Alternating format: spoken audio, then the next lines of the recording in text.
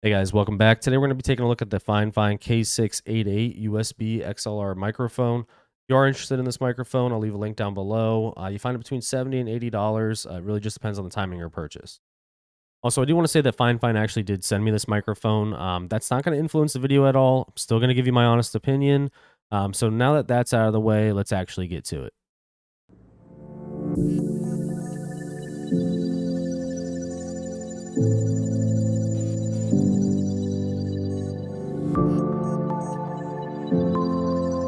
So one of the first things you're going to notice about the microphone itself is going to be the aesthetics. It's a very clean and professional looking microphone. There's no knobs or RGB lights in your face. All the controls are kept nice and neat towards the back of the microphone, which makes sense because it is marketed as a podcast microphone. Although marketed as that, it does not stop gamers, live streamers, and YouTubers to gravitate towards a product like this. One of the best examples of that is going to be the Shure SM7B. I'm sure you've seen that everywhere. Your favorite YouTuber probably uses it. However, with that microphone does come a $400 price tag. And with that $400 price tag, you also need a audio interface to even use the microphone. For the $70 or $80 price tag on this, you not only get a great microphone, looks good, sounds good, but you also get the option of USB connection. Right now, I'm actually using the USB connection. So I don't have an audio interface. And the way that it sounds, I'm happy with it. I also don't see the need to go out and buy an audio interface anytime soon now that I have this microphone. When it comes to build quality, I actually did another review on a microphone by Fifine. It was A6T. That is going to be more budget friendly at around $50, but it's mostly all plastic. Didn't really feel too cheap, but it was still plastic. For the increase in price to get to here at around $70 or $80, I believe it's completely worth it. You do get an all metal microphone. The only plastic piece I believe is going to be the inner ring on the shock mount, which doesn't make a difference. Shock mount itself is a plus to begin with, which is removable. However, I recommend leaving it on because it's recommended to use with a boom arm, so it's easier to connect that way. So just leave it that way it is. It seems to work out perfectly. So this is a dynamic microphone, so you do have to speak into the top of the microphone itself. As you can tell, when I kind of move to the side, point where you won't be able to really hear me. So just make sure you speak into the top, and it's also good for kind of canceling out all the background noise because it is so directional. When it comes to something that I think can be improved on the microphone, it'd be the windscreen. By far, the windscreen, it looks good, and I agree with that 100% if you're looking at it like this. However, when you take it off, you can see the sides are nice and thick, and the front is, you could see right through it. It's very thin foam. I think if it was just a little thicker, it'd help kind of filter out the plosives and P's a little better. But so far, that's really the only bad thing I have to say about the microphone, and I don't even really think it's that bad. It's just, you just have to have a little more awareness to it, and I think you can work around that. Now, the microphone does have a mute function built in. You can't see it from this angle, so I'll put up a video of it so you can see. It's supposed to be a little tap to mute. Past fine microphones that I've had, it was a very light tap. It was very sensitive, which I actually liked because you knew you're muted no matter how light or how hard you actually tapped that portion of the microphone.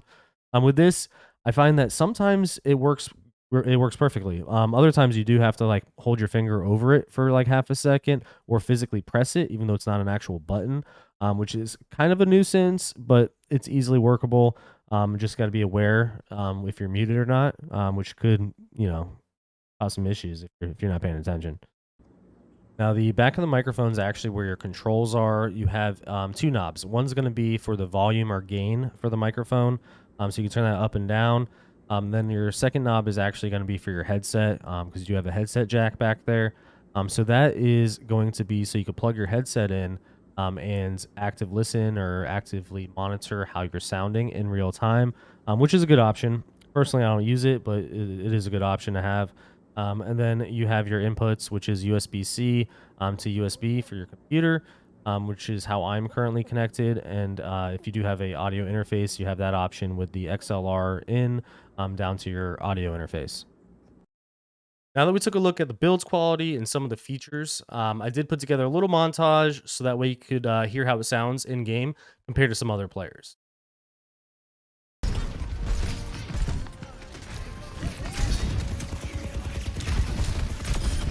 Behind us, behind us, behind us. It's a 76 guy. He's gotta go.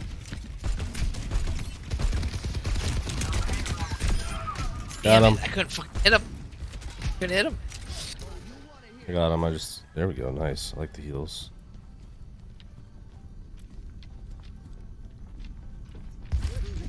Our whole team's alive. I know Mo. There's a guy above. Oh, never mind. Hanzo is up there. Up here. Guy up top.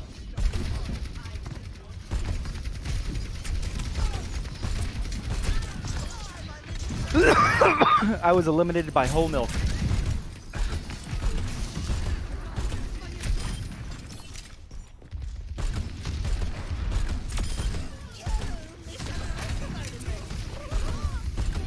I'm coming, Christopher. Oh, it's the thing on the wall. They're throwing that little camera on the wall.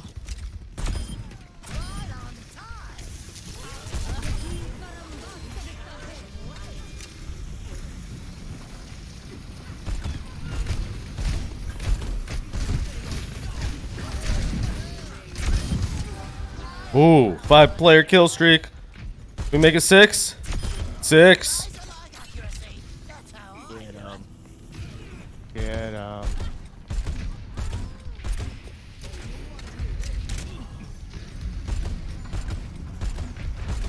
We gotta stay up on the cart though. I need the tank to push up. I'm gonna get fucked up.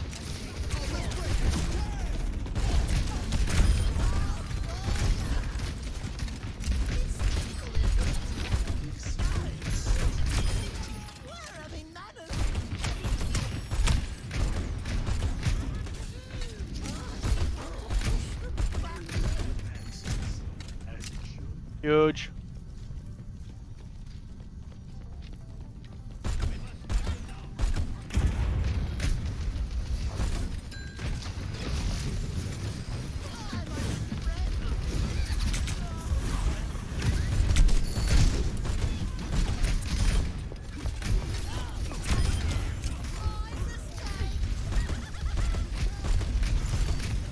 We get messed up by something. Up top, up top.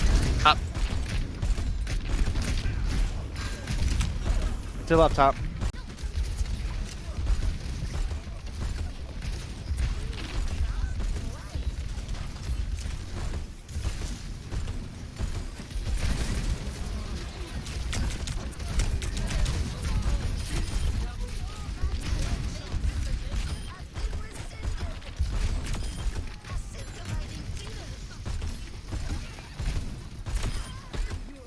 I just murdered them all. Good, push the cart. Because we are right there.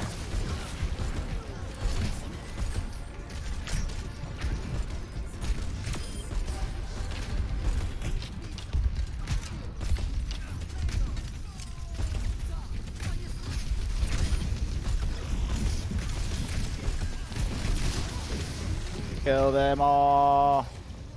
Whoever drops.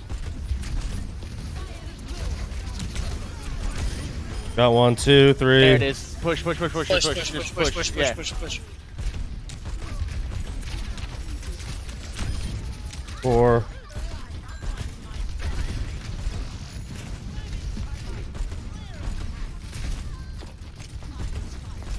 They kill the chick before she gets another mech thing.